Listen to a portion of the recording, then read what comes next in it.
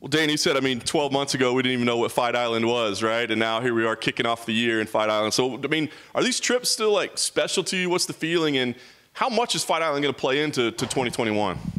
Yeah, it's good to be here right now. I'm happy to be here again. It was the perfect amount of time in between trips. And I don't know, man. I don't know how long we're going to keep doing. I mean, we're going to be doing fights in Abu Dhabi forever, but I don't know how long this is going to go on. But as long as we need to put on international fights and get people in from all over the world, Fight Island is going to live on. Yeah. Do you have a guess right now? I mean, I know everything's unpredictable. Do you have a guess, like how many times we'll be out here, how many cards will be held here in 2021?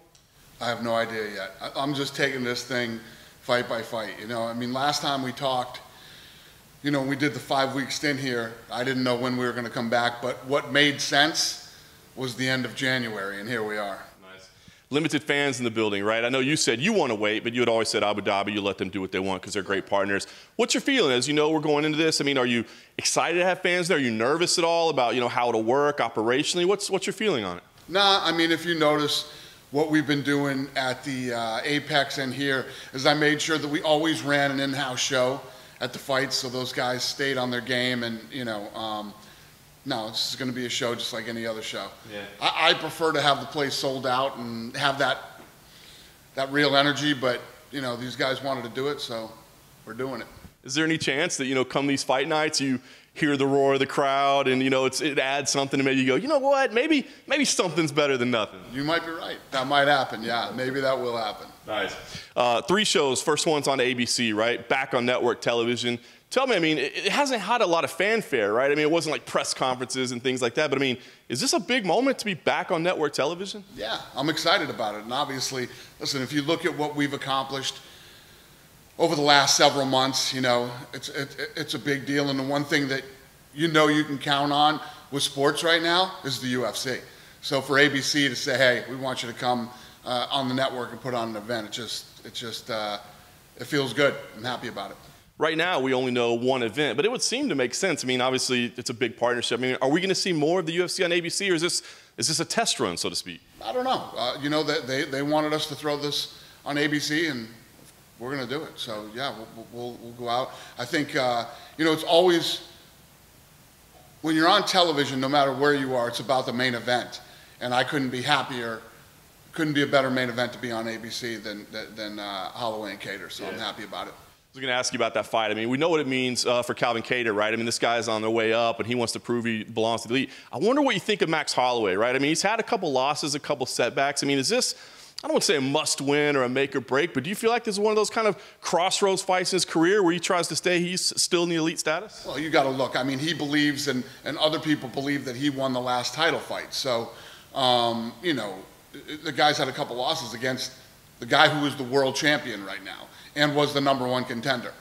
So it's not like the guy has lost, you know, like he's slowing down or whatever. He's still one of the baddest dudes in the world, and I expect that fight to be insane. Yeah, no question. It's going to be fun. It's meaningful in the title picture. Volkanovski, Ortega, is that still the plan right now for the title fight in that division, and do we have a date on that yet?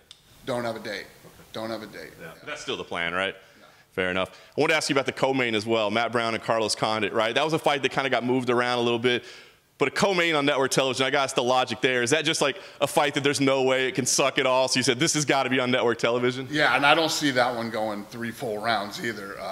You know, two legendary savages in the co-main event. It's going to be fun. Pretty fantastic. On Wednesday, we go to ESPN, Michael Chiesa, Neil Magny. I know that wasn't the original main event, but you went with that one. What was it about that fight that you identified, hey, we're comfortable putting this in a headliner on ESPN? Magny, as always. Listen, Magny, in my opinion, never gets the credit that he deserves. This guy's fought everybody. He's willing to fight anybody, anywhere, anytime. You have to love guys like that, and I'm actually happy for him to be getting a main event slot.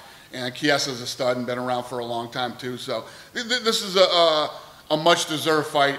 You know, not the one that we had planned to be there, but great for both of these guys. Yeah. I wonder what you thought about Leon Edwards. I know you said Edwards and Hamzat was the fight to make, so you're going to keep it together. But was there any thought of like, dude, it's been like 18 months since Leon Edwards has fought. Like, let's just get him anything. No. No, that's the fight we want to keep intact. We think that's a fun fight. What's the date on that? March 13th. It's the main event. March 13th, headlining. Main event, March 13th. Fantastic, fantastic.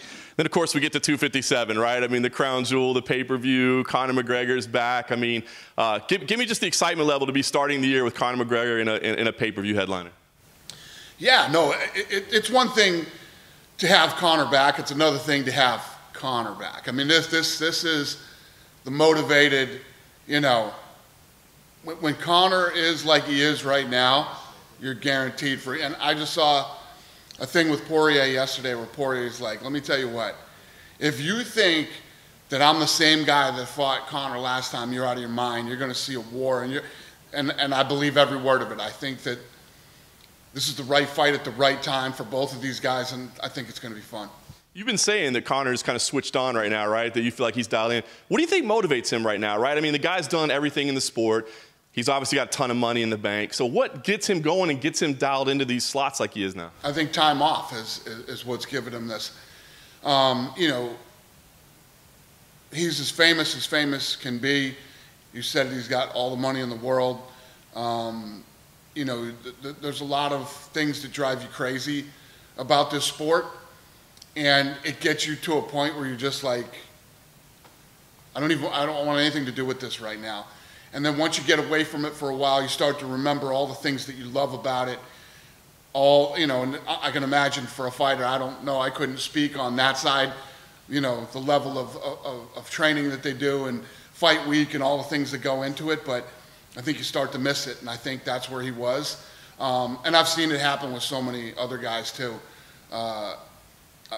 I think that's his motivation right now. Yeah. No, we're all excited about it. The weird thing, his name keeps getting brought up with Manny Pacquiao in boxing. I mean, would that be something you're interested in at all, or should we just as MMA fans go, stop talking about it, get rid of it, it's just never going to happen? If he beats Poirier next Saturday, he is, you know, he's one of the best mixed martial artists in the world. We did the boxing thing. I would love to see him fight for the title, or, you know, I'd like to see him do that stuff here. I mean, a fight with Manny Pacquiao or any other boxers, those fights are always going to be there in his career.